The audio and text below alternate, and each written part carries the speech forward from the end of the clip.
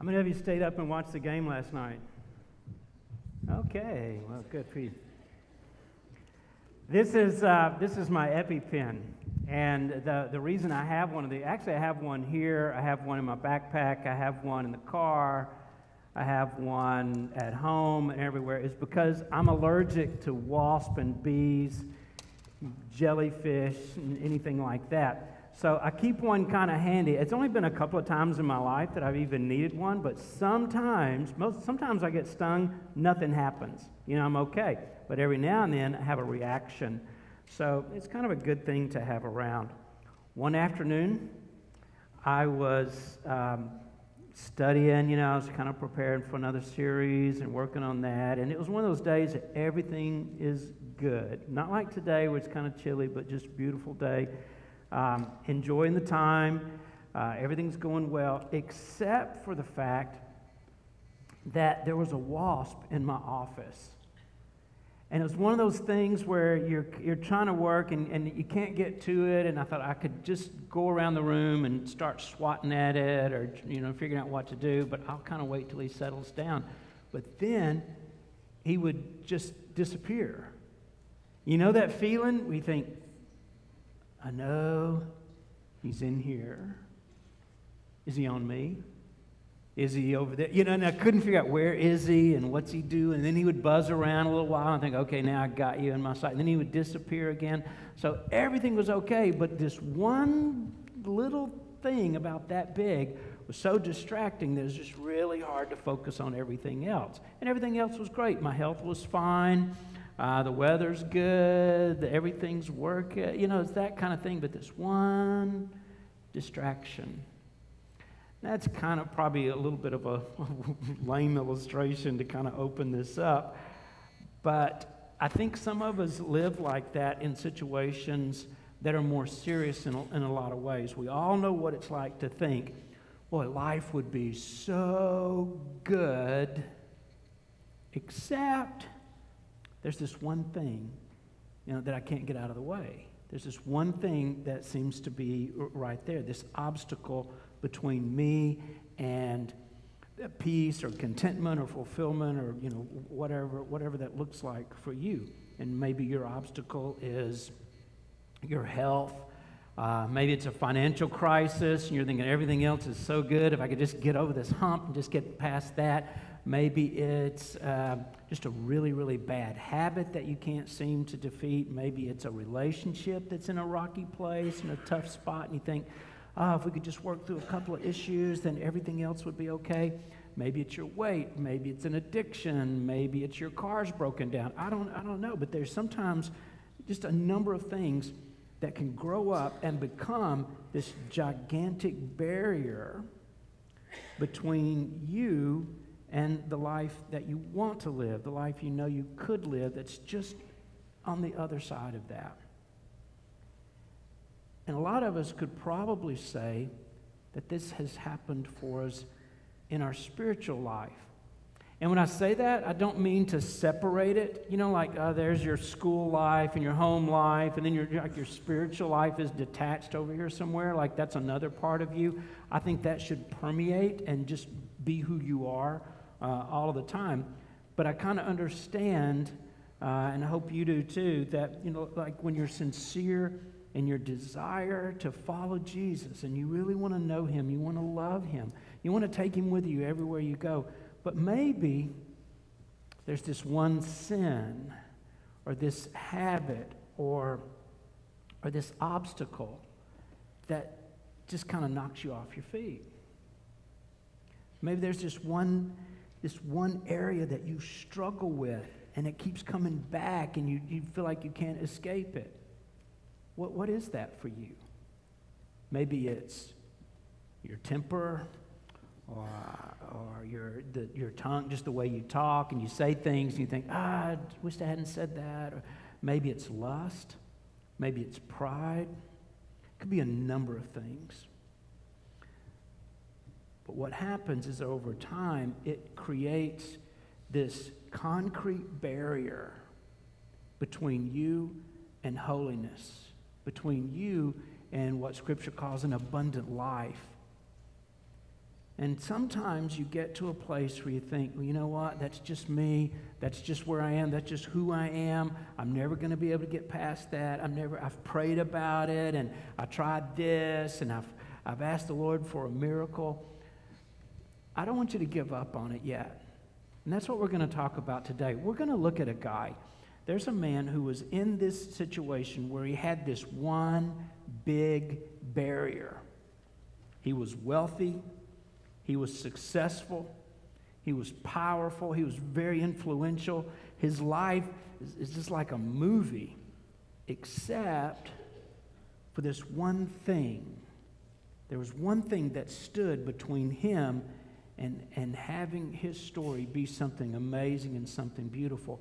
But we're going to see today how he broke through that barrier, and I hope it's going to give us a pattern, kind of give you a blueprint for how that could happen for you, how that might happen. Because in this process, he learns a lot about himself, he learns a lot about God, and as we see when we're going to read in this story, he breaks through this barrier, and he has this victory, this really unique time, this moment in his life that he goes through this process, and God does something outside of what he was thinking and maybe even what he was hoping.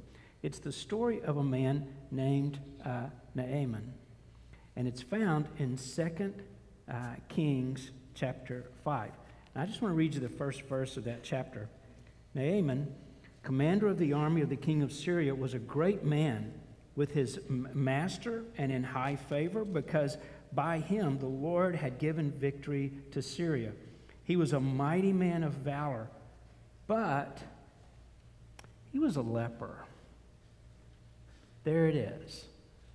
That was the one big thing.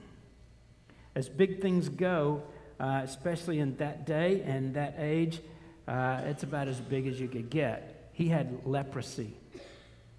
And leprosy is just a highly contagious skin disease. And when you've got leprosy, you're at risk of spreading that to other people, so you have to stay away from people. They tried to quarantine people in society and culture as best they could. You can't hug your children. You can't kiss your wife. You can't even shake hands with your friends. You are isolated. And I think that was the most terrible part about that disease, is that you're just separated. You're pulled back, and it's like you're in this prison in public when you have this.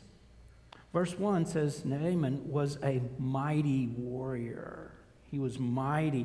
And I looked up that word mighty, and it's this really, really old Hebrew word, sharil, and it means a powerful force. This guy was a powerful force. He had a reputation. He was a dangerous man. He was a leader. But he had leprosy. Naaman was not Jewish. He was Syrian. In Jewish culture, it was required for lepers who entered the public arena to identify themselves. You kind of had to let people know you're there so that they didn't get close to you and they didn't try to touch you or anything like that. And they required them. It was pretty humiliating. You had to shave your head. You had to shave your beard. You're kind of out of step, so everybody noticed you. You wore these raggedy, torn clothes. And all of this was a part of just identifying yourself so that you could warn people on the street, hey, I'm not in good condition, and you don't want to touch me. You don't want to get close to me. It was even required by law that as they walked around, or they would come into a village, that they would walk up and start calling out, so that people within a close vicinity would kind of get, in case they missed the visual clues, they could hear this alarm going off, and they would say, unclean. They were declaring themselves unclean. I'm unclean. Everybody step back. It's me. How would you like to live your life like that? I mean, just to live in that shame and in that humiliation every day. Maybe there's all these other great things about you, and you've got all this giftedness and this skill set, and you've got this beautiful heart, but you've got this one barrier that's keeping you from being able to express that and to live in that. So everybody's keeping their safe distance. Everybody's standing back. Can you imagine doing that today with whatever your obstacle is? Can you imagine how it would be when people approached you and you're in relationships, but you had to warn them with words? I'm bitter. I'm really a mean person. I'm jealous. I'm vindictive.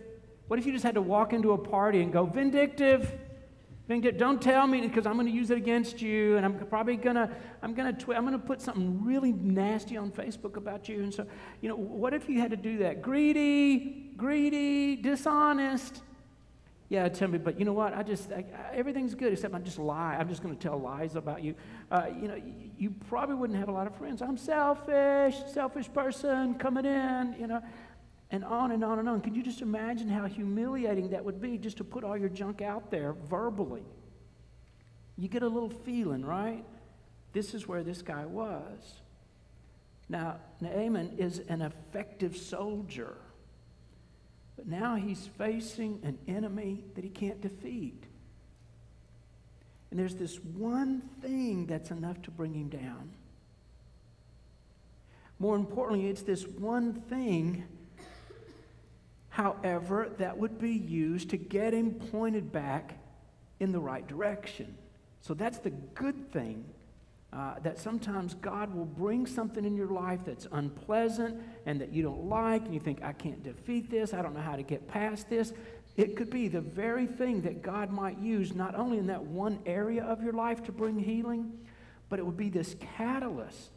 It would be this thing that's bigger, because as it unfolds, it extends healing into the other areas of your life. You see how it works in a negative way for Naaman is that it's not just the discomfort and, this is driving me crazy, I hate being sick like this, and it affected all of his life, and it just spread out into every area of his life. It touched everything. But in the same way, his healing would do that. And if you would embrace the healing that God has in one area, you may be so surprised how that begins to affect everything else.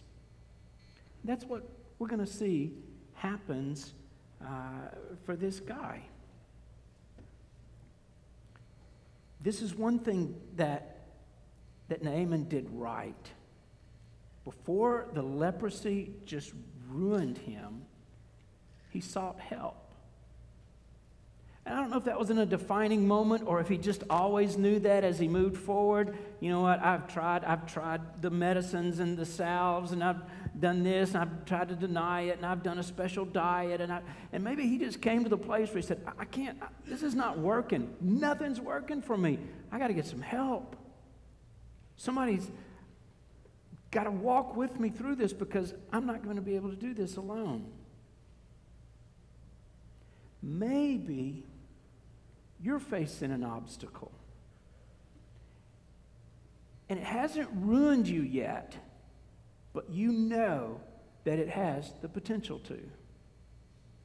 Maybe it's a sin that's defeated you before again and again, where it's just become this besetting thing, and you've just allowed it to take root and just make room for it in your life and think, it's just there, and I'm really good in all these other ways. You see, that's the deceptive part about a sinful habit, is that we'll kind of just think, you know what, it's just this one thing. And I don't do this, I don't do that, I do this, I do that. I'm just kind of allowing this one thing. That one thing could have the potential just to ruin your whole life. It could be a problem, it could be a situation that you're trapped in. But it hasn't gotten as bad as it could get. Now is the time to confront it. You've put it off. You've thought about it. Maybe you've made some attempts. And you just came to worship today, right? And we really enjoyed you students. You guys are awesome. And you thought, well, I enjoyed that, and maybe we'll go get something to eat, and then the trunk or treats tonight, that's going to be a lot of fun. You think, God, don't interrupt my day by bringing this up again, because it's so easy for me to keep it over to the side or keep it down here or to think, you know what, I'm going to get to that. It's really not there. It's not at a crisis right now, so I can sort of live with it. And that's where I'm pushing back this morning, is to get you to the place. I'm just urging you, don't live with it anymore.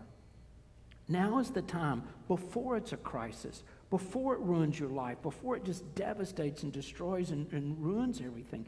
Because the longer you avoid it, the worse it gets, the bigger it's going to become.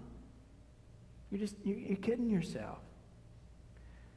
So not tomorrow, not next week, not, I've got a lot going on right now, so I really can't think about this. No, today is the day to begin taking the steps that Naaman took to break down those barriers that stand between you and the life that God has in store for you.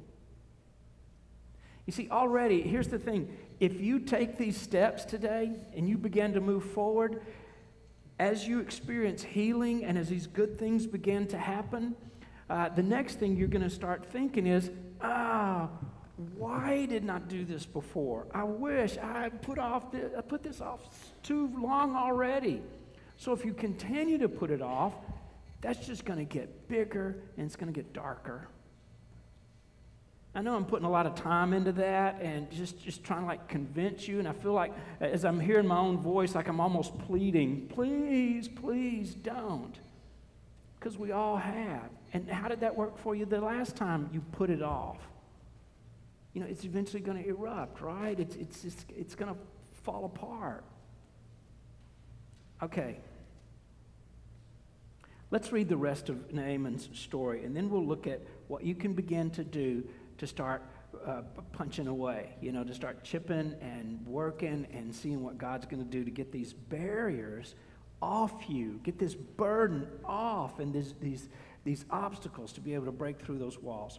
It's in 2 Kings chapter 5. I'm going to read from the 2nd to the 14th verse. Now the Syrians on one of their raids had carried off a little girl from the land of Israel, and she worked in the service of Naaman's wife. She said to her mistress, "Would that my Lord were with the prophet who's in Samaria. He would cure him of his leprosy." So Naaman went in and told his Lord, "Thus and so spoke the girl from the land of Israel." And the king of Syria said, "Go now, and I will send a letter to the king of Israel." So he went, taking with him 10 talents of silver, 6,000 shekels of gold, and 10 changes of clothing. And he brought the letter to the king of Israel, which read, "When this letter reaches you, know that I have sent to you Naaman, my servant, that you may cure him of his leprosy." And when the king of Israel read the letter, he tore his clothes, and he said, "Am I God, to kill and to make alive? And this man sends word to me to cure a man of his leprosy? Only consider and see how he's seeking a quarrel with me. He's picking a fight." But when Elisha, the man of God, heard that the king of Israel had torn his clothes, he sent to the king, saying, "Why have you torn your clothes? Let him come now to me, that he may know that there's a prophet in Israel." So Naaman came with his horses and chariots and stood at the door of Elisha's house. And Elisha sent a messenger to him, saying, "Go, wash in the Jordan 7 times, and your flesh will be restored, and you shall be clean." But Naaman was angry, and he went away, saying, "Behold, I thought that he would surely come out to me and stand and call upon the name of the Lord his God and wave his hand over the place and cure the leper.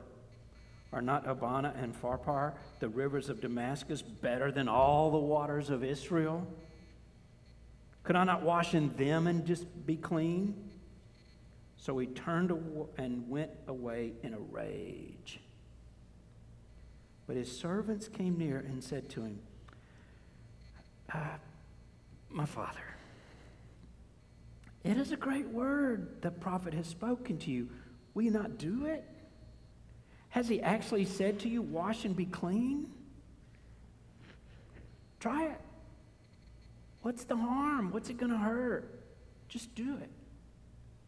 So he went down and he dipped himself 7 times in the Jordan, according to the word of the man of God.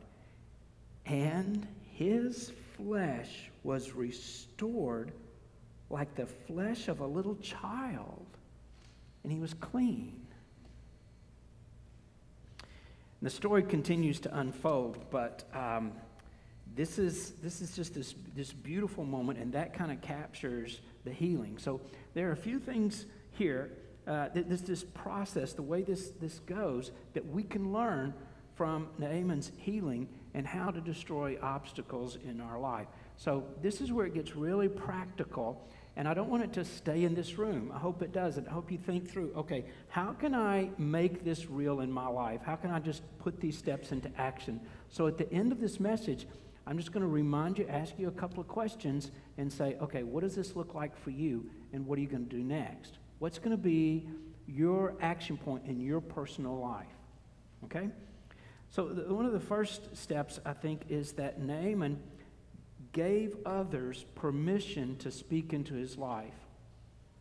He's a commander. He's powerful.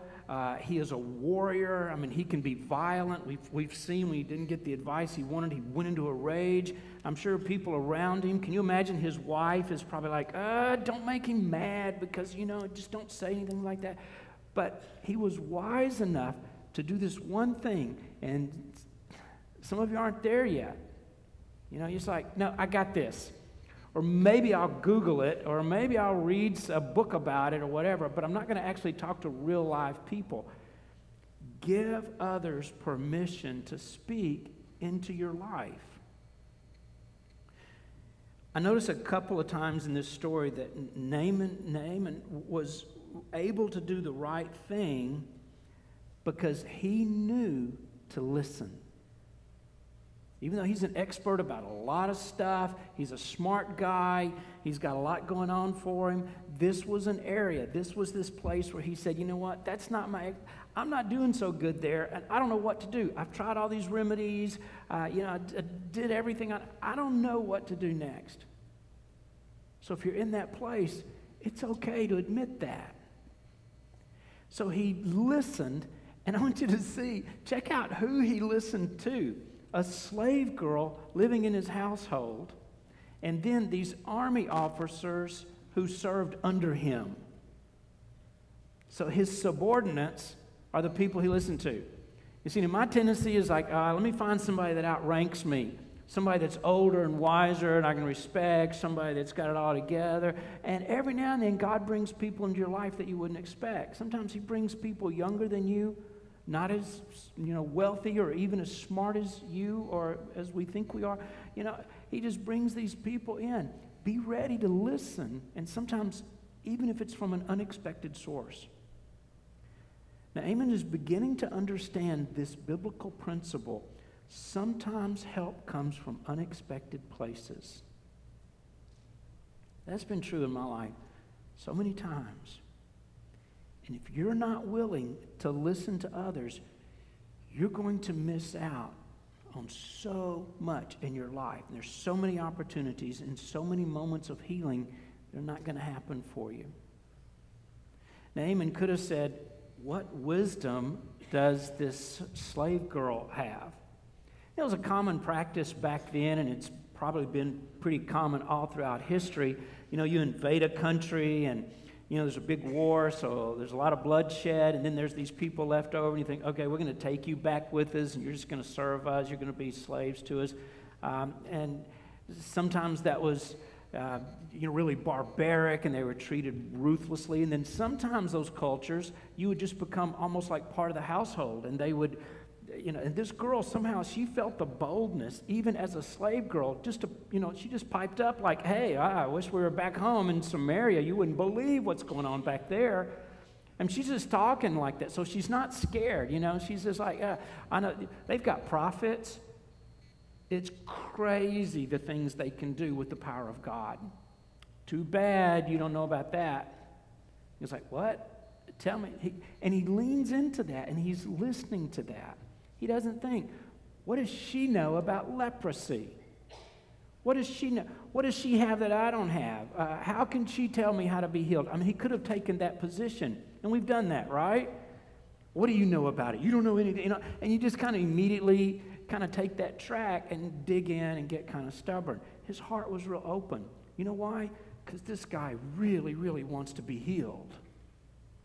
You ever wanted to be healed or something to be fixed so much that you do all the orthodox things and then you start trying kind of crazy stuff? I'm not going to talk about that because you may be doing crazy stuff right now and you come up after and say, hey, that's not crazy. That really works. And I know you read it on the internet or whatever, but you just get to that place. He's at that place. You know what? He had heard about the Israelites. He had heard some of these stories and how they had served this powerful, miracle-working God. He had heard that living in the land where these prophets were and that God had bestowed power and blessing on them. And when his slave suggested, you ought to go see one of those guys and just talk to him. If somebody ever tried to talk you into something, you should go see. I know this person, and you think, well, ordinarily I wouldn't do that. I wouldn't go to somebody like that, but I'm gonna try it. So that's where he is, and he thinks, you know what? Maybe she's right. What have I got to lose? Maybe she knows what she's talking about. So he begins making plans, and the king blesses him and gives him provisions and gives him gifts. He backs this. He's the producer. He's the finances behind it. He puts it all together, and he has this plan that will ultimately take him all the way to the prophet Elisha, who is an amazing guy. Later in the story, when Naaman overreacts, you ever done that? He gets really mad because, he gets this far, he buys in, he goes, okay, you know what? I'm willing to try anything. And so he goes, and then Elisha comes, but he gets so mad because Elisha's not doing it the way he wanted him to do it, the way he thought this should play out. He goes, you know what? I don't like that. So he goes into this fit about that, and it doesn't work so well for him, and that's usually what happens when we kind of act out of our emotion. But at that moment, when he's about to make a bad decision and go, you know what, this is I'm not doing that. I'm not doing that. That's embarrassing, and I'm embarrassed enough as it is by my condition. He's just making a fool of me. I'm not gonna do it. But some of his men who served under him, and you know how risky that would have been for them? It's like you going to one of your professors and going, hey, I got to tell you, or, your boss, or we all know that feeling. Some of you go to your parents, you go to your dad and go, Dad, I know you're the dad, and I know you're like, oh, powerful. However, can you just feel that? So these guys, they work up their courage, they go, hey, Nay, why don't you do it? It's not that big a deal. And they reasoned with him, and they talk him into it. And Naaman changes his attitude. Why? Because he had given other people permission to speak into his life. When you just make that one decision, you're going to set some things into action that are going to play out in all kinds of ways. But you can't hold back and say, yeah, I'm going to do it, and now I'm going to be the judge. Now I'm going to kind of decide as I go along. No, just say, you know what? I'm going to listen to people. I'm going to open my life and my heart and my mind to the fact that you may know something that I don't know. Or you may have insight in this moment. Or there could be something I'm missing because I'm so emotionally involved in this.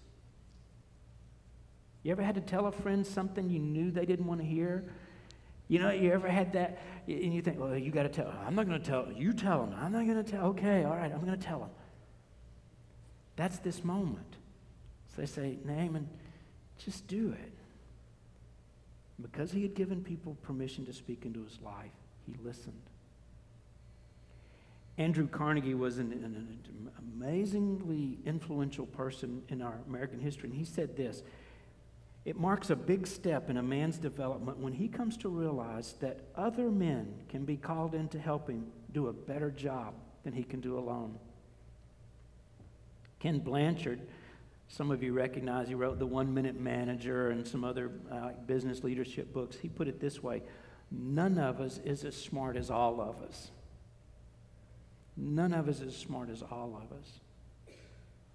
Have you ever known somebody that's in a difficult situation and what they needed to do was so obvious to you? And you just saw it, but you felt awkward and you thought, you need to ask her to marry you. You need to break up with him. You need to do this. You need to don't do that. You know, and there's life's full of those kind of moments, and you see that, and you're not sure if I should say anything. Well, I didn't want to say anything. Well, you know, he was, and you just had to. There's times you got to speak up, and it works a lot better if you're invited or you feel permission to do that. But we've all been there, right? Where you could see something that was so obvious to you, and they just couldn't see it. They didn't get it, or they wouldn't get it. You ever known somebody like that? Well, you need to know you're that way too. I don't want to hurt your feelings, but I'd love to save you from a lot of heartache and pain. You're that guy. You're that gal. Sometimes you're just too close to it, or you're too emotionally involved in a situation to have a real proper perspective. You don't always see what you need to see. Have you ever gone through a situation and then later you look back and you say something like, what was I thinking? How in the world did I not see that? And all your friends go, well, you don't know, because we all saw it, you know. So you could be there. You could be there. Others, viewing from a distance or who are detached, they don't have an agenda. They're not emotionally, you know, they're like, you know what, it looks like you ought to do this to me. Before you discount that and reject it, give it a listen, because they may see something you don't see. So if you have the courage and the wisdom and the humility to recognize that others sometimes have more insight even than you do, and you give them permission, this is going to give you leverage on your problems. It doesn't mean that the next voice you hear is necessarily that everybody's always going to be right. You have to weigh that and you have to evaluate that. But we all need some inside help. That's why Solomon said this in Proverbs 15:22, plans fail for a lack of counsel, but with many advisors, they succeed. That's really good information. So do you have barriers in your life? Start listening to the people around you. You're going to be amazed at what they identify. And here's another idea. Be willing to knock on more than just one door. Be willing to make more than one phone call. Be willing to talk to maybe even more than just one person. Be open to that. Now, Amon told his king about this prophet. He said, I think he can heal me. I think there's something to this. So the king encourages him to go. He gives him all the papers. He gets his visa, his passport's up to date, all of that. So he goes to the king because that just kind of makes sense, right? I'm just going to go straight. I went from my king. I'm going to go to this king and kind of work it from there. And he wasn't well received. The king's really paranoid, the king of Israel. He thinks this is a big trick. They're trying to get in. They're trying to create some kind of an international incident so that the next thing they've got an excuse. They've got a reason to go to war with us or to be mad at us. And I'm kind of getting set up here. So I don't want to have any part to do with this. Now, Naaman could have said, you know what? That didn't work. I tried it. I'm going back home. And he could have gotten home, and the king said, what are you doing back? And look, you still have leprosy. He said, yeah, I went to the king, and he didn't receive me very well, and that didn't go good, so I'm back. But he didn't. He kept pushing through, and sometimes you're going to have to be a little more persistent. And don't give up so easy. Don't quit so fast. Don't use that I tried as an excuse to not do what you know you need to keep doing and keep moving in the right direction. Just because the king of Israel, he doesn't see the possibilities, he doesn't see what's going on in this opportunity, he didn't think about it in the way he could have thought about it, like, wow, this is a really great moment, because if this turns out good, this could bring a really good, fresh, new start to our relationship. And maybe they'll see, hey, we don't want to fight with you guys. We would like something good to happen. And we healed one of your top commanders. That could go a long way. He should have seen it like that, but he didn't, because he's scared. And when you're scared, you don't do smart things. That's why you need to listen to other people, because they're not scared. And you're so scared, and you're not going to make a great choice. So he knocks on the wrong door, which is the king of Israel. That's not the right place. He didn't get the answers there. I'm sure Naaman saw it as a closed door. But you know what? He's willing to keep knocking. Okay, then I'll try the next number on my list. I'll go to the next place. And I love Elijah's answer to the king. He responds. He's just so, you kind of get the feeling like you'd really like this guy. In verse 8, he goes, why are you so upset? What's the big deal?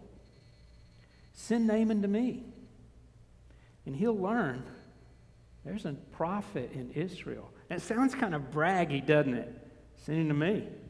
I'll show him a prophet. You want a prophet? I got your prophet right here. I mean, he kind of comes across like that. He's got a little swagger. And I don't think he's being arrogant. I think he's just really confident. I think he knows where the power's from. And he's got this just rock-solid faith in God.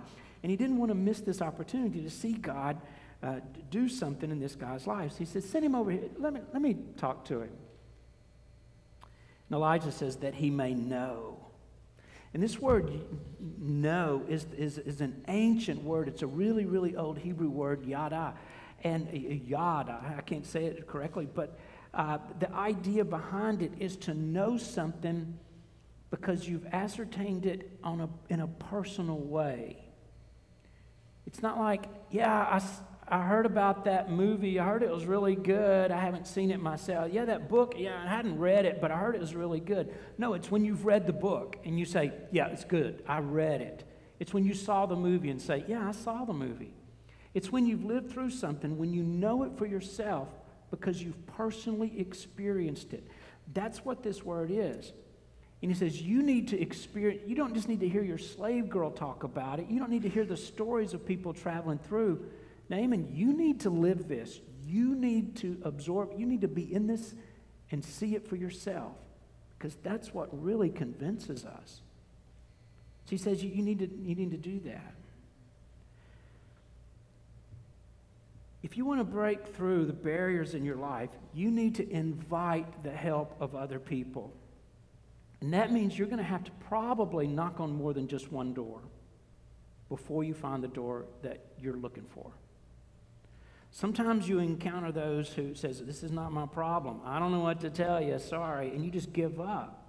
Some of you have given up on relationships because you didn't have such a great relationship with maybe your parents or your boss, or maybe you had a girlfriend and she broke your heart, and you had another one, you broke your heart, and you think, you know what, I'm done with that. I'm just not going to do that anymore.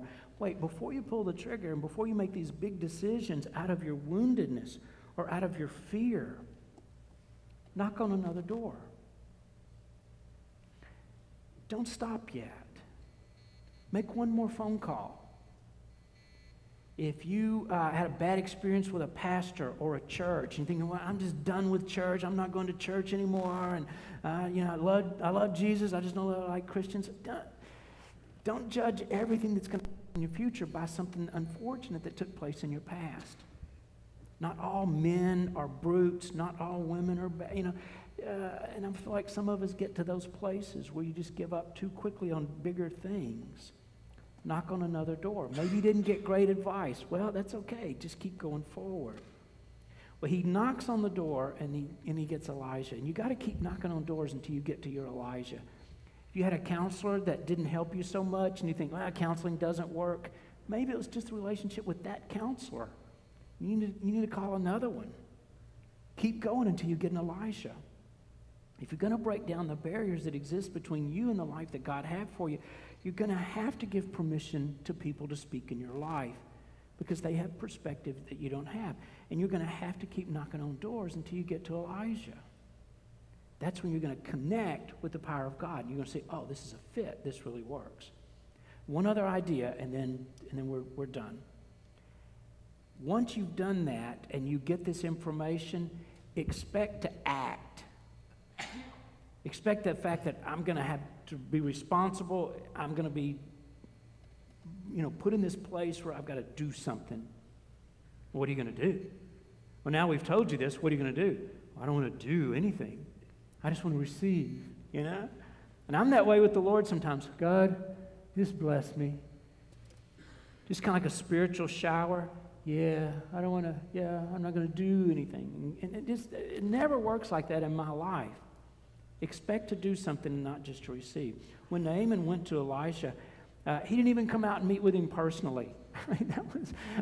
He's just so distant. He's just like, yeah, you know what? I'm just going to send a messenger. Who are you? I'm the messenger. Where's Elijah? Yeah, he's got something going on. He's busy right now. It's just like, this whole thing is so humiliating, this whole thing. And he wants you to go wash in the River Jordan 7 times. I'm not going to do it. I'm just not going to do that. Everybody's watching, and they see me. I'm a commander.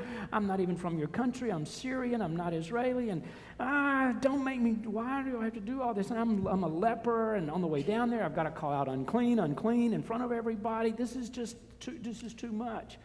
He says, well, you know what? Here's a promise. If you'll do it, your skin will be restored, and you're going to be healed, and you're going to be brand new. Isn't it worth the risk to do that?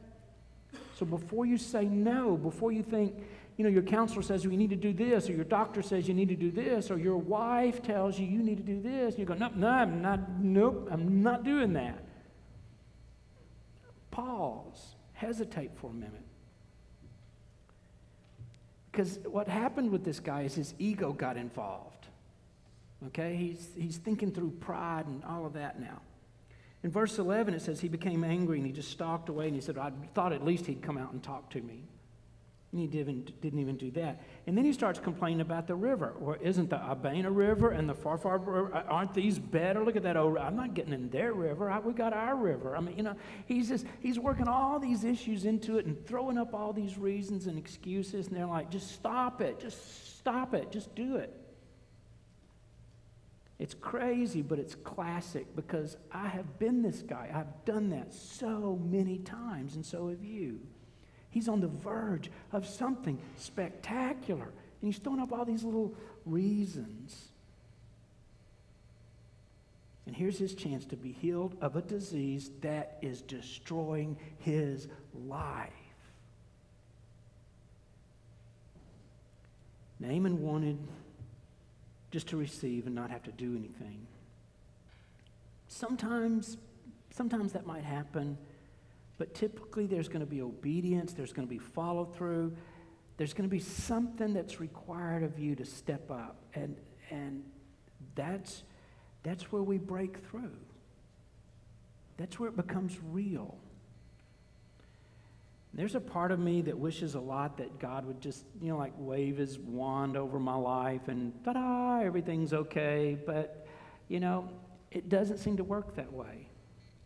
There have been times, and I've seen stuff that's just like, how in the world? The check. I just went out to the mailbox and there's a check. It just came, and I don't even know why or where it came from. But a lot of times I go to my checking account, and there's not a miraculous big lump sum of money that just appeared there overnight. I'm like, Lord, what do you want me to do? Well, you need to sell this, you need to do that, you need to do that. Oh, Lord, that's not any fun. That's not what I expect you to do. He goes, yeah, well, here's how we're going to get out of this. God does the same thing to each of us. He may say, there are steps you're going to have to take. Sometimes, boom, it just happens, and it just happens. Other times, he's like, today we're going to do this, and tomorrow we're going to do that, and we're just going to be step by step. Will you obey me? Will you follow through? Will you stay with me? Well, first he objects, but then he does it. And it says in verse 14, he went down to the River Jordan. He dipped himself, which means he plunged himself. He washed. He went all the way under and waded and came back up, kind of like a baptism. He did it 7 times, which is this completion thing. and his flesh became as healthy as a young child's, and he is healed. Can you imagine how that felt for the very first time? He's healed, and he looks at his own skin, and he's over. He can just barely believe it because he was willing, to give people permission and to listen and to follow through and to take the steps, 7 steps. And to do that, and not just try to receive. So here's where we are. Are you willing to put this into action in whatever way is going to make sense for you and bring healing and get you past your obstacle? Here's some questions. You may want to write these down. You may just want to remember them. But whatever you do next, I hope it makes a difference. Will you let others speak into your life? Are you humble enough to hear what somebody else has to say? Are you willing to make more than one phone call, to knock on more than one door? Are you willing, even though you're going to be misunderstood and some people are going to judge you? Yeah, that's going to happen. And you're going to be even more humiliated before the process is over. And, some people are going to say, well, there's no help for you and you can't be. You're going to hear all that. Are you willing just to keep going in spite of it? Are you willing to take the steps that are necessary to see it through, to take responsibility for your actions? Are you willing to do that? Then here's what I want you to do. It starts with listening to somebody else. You don't have to listen to everybody in your life and everybody that's got an opinion, because there's going to be a lot of those folks. You can be purposeful and think of who is trustworthy. Who do I know that I have confidence in, who is discreet, who I believe in, who I know loves me and has my best interest at heart? Who am I going to talk to about this first? You can choose. So here's what I want you to do. Would you stand with me, please? And I want you to take out your smartphone, if you have one with you.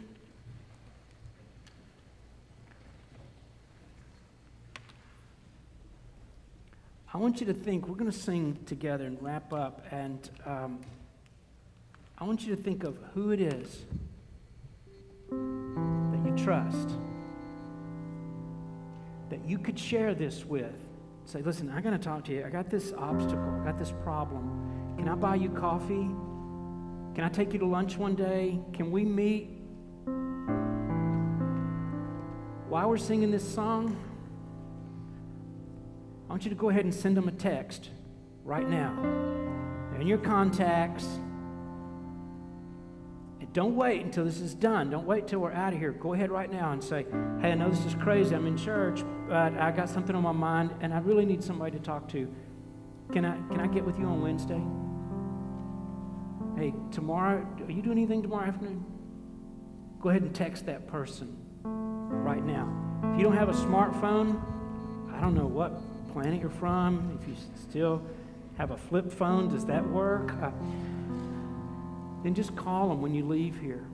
Go ahead now, and on your bulletin, your handout, just write their name. And that's just kind of like a commitment.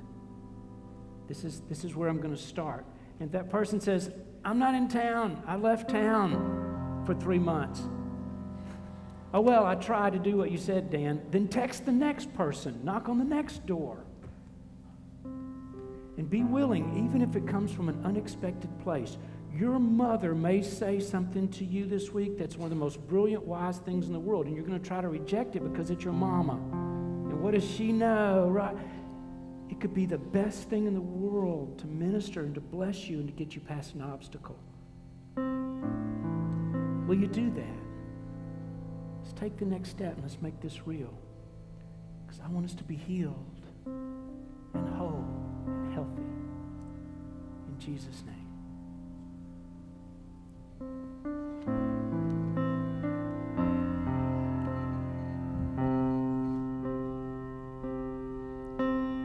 Oh.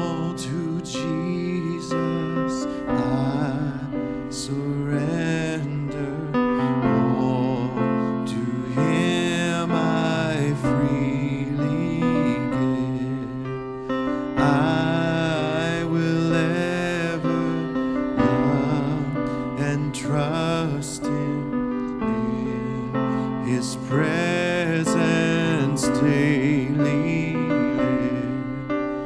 I surrender all. I surrender all to Thee, my blessed Savior. I surrender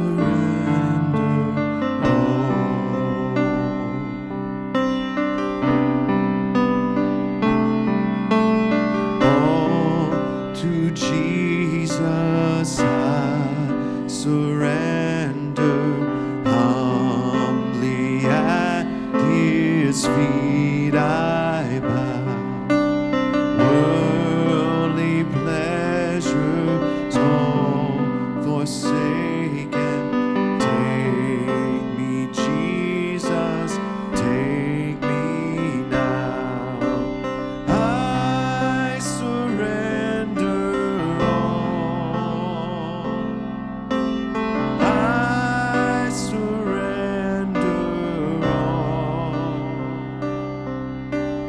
all to Thee, my blessed Savior. I surrender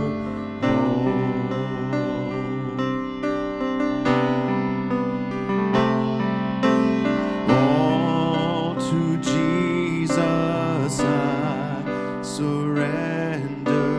Make me Savior, wholly Thine. Let me feel the Holy Spirit. Truly know that Thou art mine. I surrender all. I surrender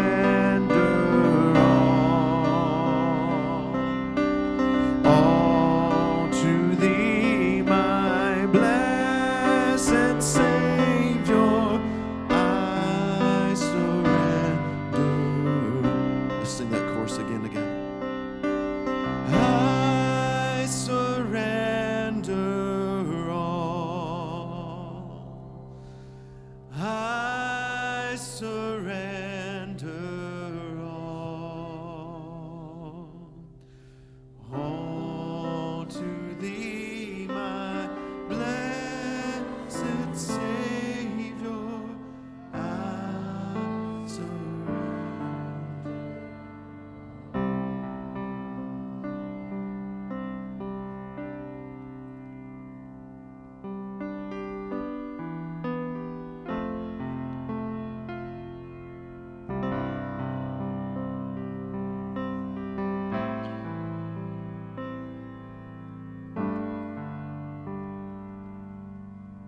Me. God, I just thank You for who You are. I pray that we daily surrender our all to You. Lord, I pray that we are intentional with our actions, our words, and our deeds, and in our whole life. I pray that we point others towards You. It's in Your name. Amen. If y'all could have a seat real quick, Scott has a quick announcement.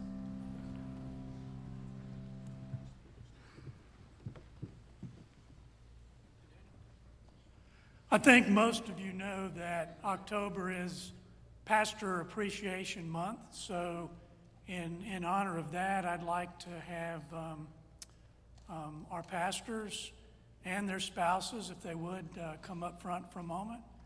So Dan, Joe, Kevin, and Daniel.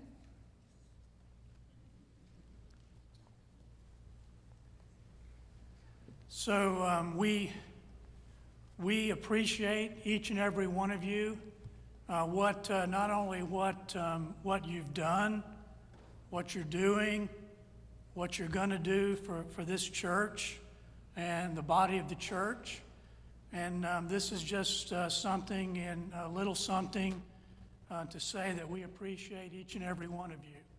And that includes the ladies here as well. So we thank you, and you know that that we are here for you to support you as this church moves forward over the next couple of years. So this is from all of us an appreciation for our staff and their spouses.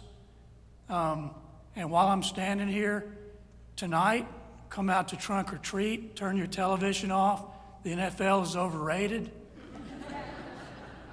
Don't worry about tomorrow. Just come out and participate in this great event with your church family. Thank you, guys.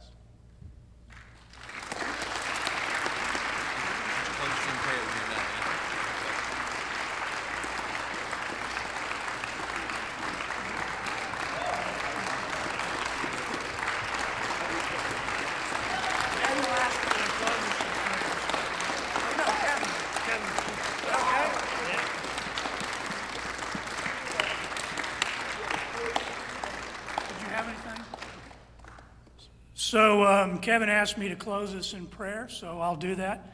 Heavenly Father, I thank you so much for this time and this opportunity to come together as a church family to worship you, to lift up your name, to go out and share the gospel of Jesus Christ in this community and in this country.